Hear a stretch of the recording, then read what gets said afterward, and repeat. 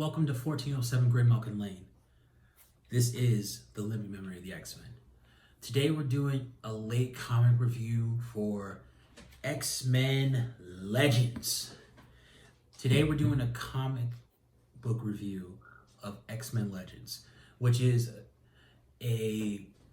from what I can tell, an ongoing series where they take previous writers from other decades and have them finish plot points, arcs that they didn't get a chance to.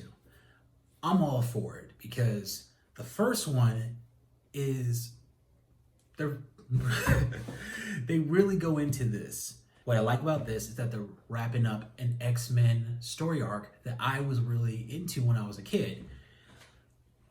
The third Summers brother. You got Cyclops, you got Havoc, and you got this one. Now, I know a lot of people are saying, oh, Vulcan's the third Summers brother. No, that wasn't the case.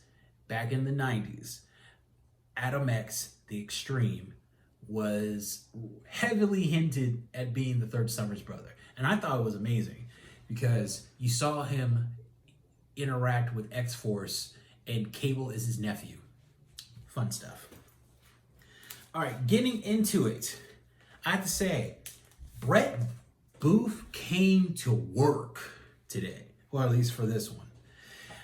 I love going back.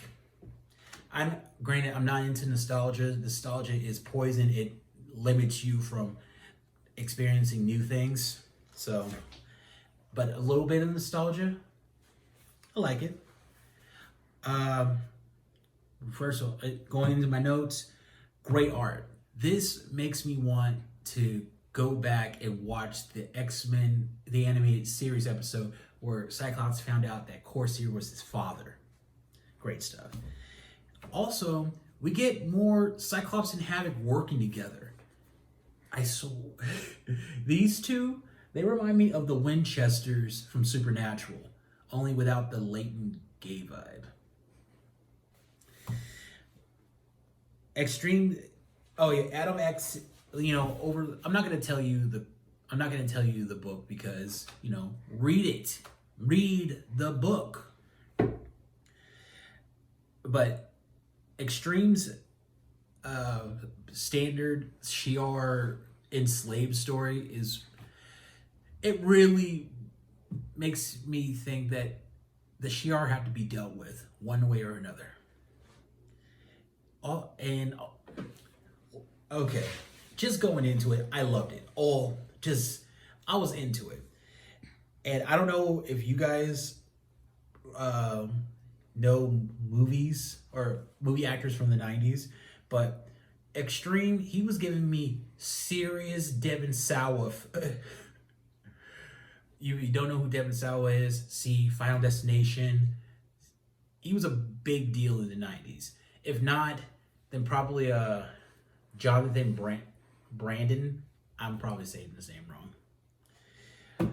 But any blonde-haired, blue-eyed actor could have been Extreme back in the 90s.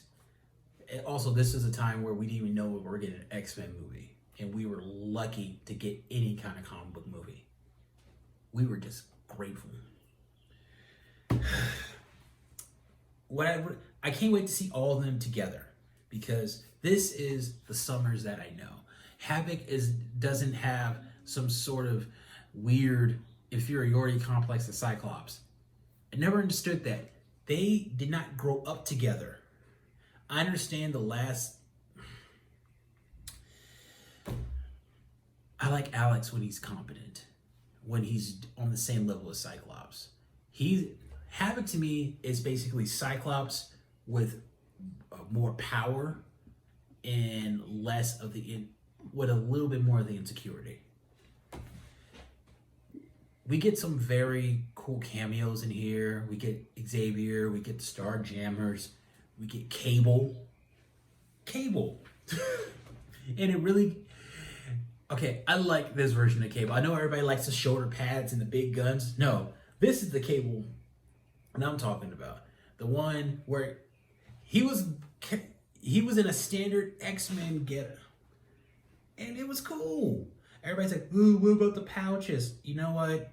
Those pouches are necessary, okay? Because maybe you have stuff in each of them. You know, it talks about Batman's utility belt. But all in all, I'm going to give this book a 4.5 out of 5. I love it. I want to see where it's going. The cliffhanger is,